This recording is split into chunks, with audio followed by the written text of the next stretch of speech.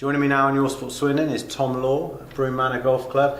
Tom, it's been an eventful month for you so far. You've had a hell of a run of form, and next week you go for Open qualifying. So first and foremost, how excited are you about that? Yeah, absolutely. I went out there, had fun for a regional. Never done final qualifying before, so it's going to be a great experience playing with two really good touring professionals.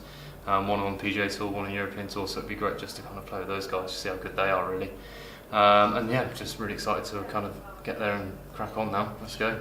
Talk to us about regional qualifying and how that went for you. Talk us through the rounds. Yeah, I mean, got off to a good start, making birdie down the first. Always nice to kind of see a putt drop and to kind of give you a bit of momentum. So yeah, that was a nice start. It was a bit rocky on the front nine, 3 birdies, 3 bogeys. So I stood on 10, kind of level par, thinking, well, I'm not out of it. Still a lot of golf left to be played. Again, it was fairly steady, and then I realised coming about 15 that I kind of might need to make a bit of a move. I ended up finishing birdie, makes it by 2, which was again a nice feeling to do that.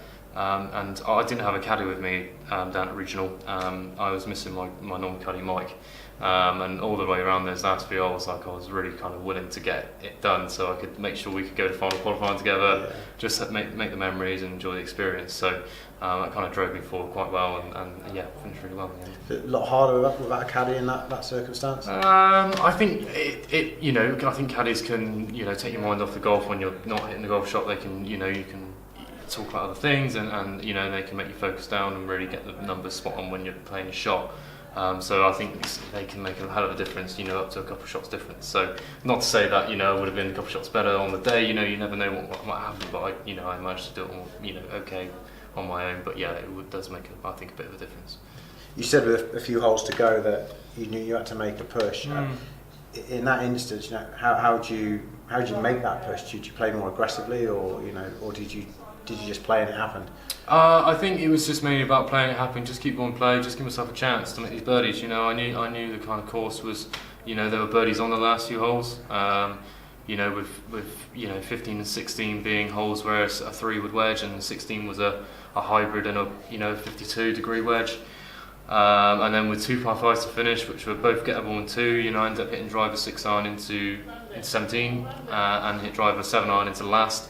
I knew there were chances there. It was just about actually executing it and getting the job done, and luckily that was the case. Yeah, it's a 4 under for the qualifying in the end, and in reasonably easily in the end you got Ben Armour, who just sneaked into that last spot as well, and Matt Mumford from Rag Barn. So it'd be nice that there's a few local people going for it as well. Absolutely, yeah, I totally agree. I think it's always nice to kind of see the county thriving and just some homegrown boys doing well. Essentially, we've had some good success in the past with Howler and Jordan, and you've got people like Ben and Matt, who are aspiring tour pros. So to actually see it continue to breathe through is a great thing for our county.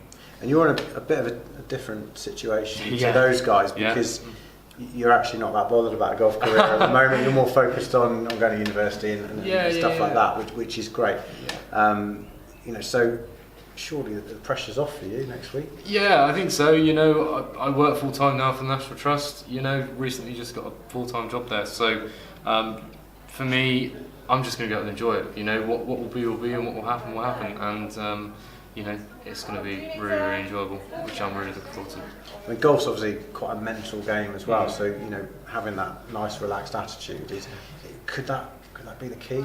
I think people do play their best golf when they're enjoying it and having fun, and they don't put that pressure on themselves. I think there's a lot of pressure from a lot of people to do well. They want you to do well, and I think for me the only pressure I kind of feel is if I put it on myself to do well and to achieve something that maybe, I don't know, I'm not going to say it's unrealistic, because it can happen. It's 36-hole event, top 3 get through, so 2 good rounds, and you never know. So, but yeah, I don't really have any expectation. I'm just going to go and have fun. Thoughts on the course? Not been there. I'm going to get my first look tomorrow. I'm flying up tomorrow to get my first, have a little look of it. Obviously seems like quite a long golf course with 7,300 yard par 71. So I'm kind of thinking it's quite a long golf course. But obviously where I can expect it to be a little bit firmer, so I probably won't play that.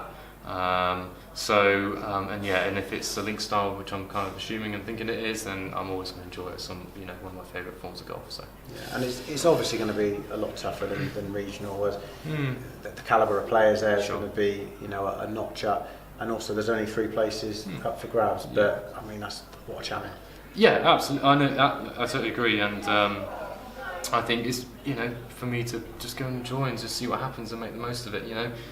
I might only get one chance to do this, so I'm going to give it my shot and try and compete with these boys who are probably a lot better than I am. But again, you never know on the day. If you play your best golf, then it might just be good enough.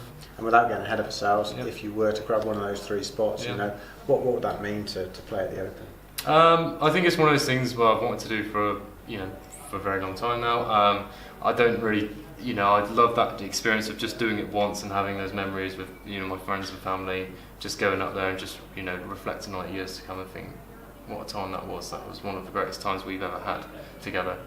A lot of meaning in there, I think, to get there, just from memories point of view and just to experience it. It would be great to have that chance. Yeah. We mentioned that you're in a strong vein of form at the moment. The weekend you won the club champs, so a little mention for that. Obviously, it's always an honour to win that. I think it's the third time you've won it. That's correct. Yeah, 3rd time now. So it's one of the bigger events at the golf club, and it's always nice to be up there and contending and to kind of compete with the best at your club and to do the business and win for the 3rd time was again just something that went out there, had fun, and it just happened really in the end. And you just picked, was it Tom Ruddle? That you picked with, obviously one of your good friends. Me and Tom get on well, and we're going up to team finals this year. So and obviously I played with him, so it was a good crack playing with him. Standard of golf was great in that first round. With him shooting 69 and me being one back at 70, and even in the afternoon it was still a good standard of golf, and again thoroughly enjoyed playing with Tom and playing club champs. Fantastic. Well, thanks for joining us. No, all the very best of luck. For next week, we'll be watching and rooting for you. Thank you very much. Let's just hope you can get to the Open. It'd be fantastic. Who knows? Cheers, buddy. Thank you very much. Cheers. Top man.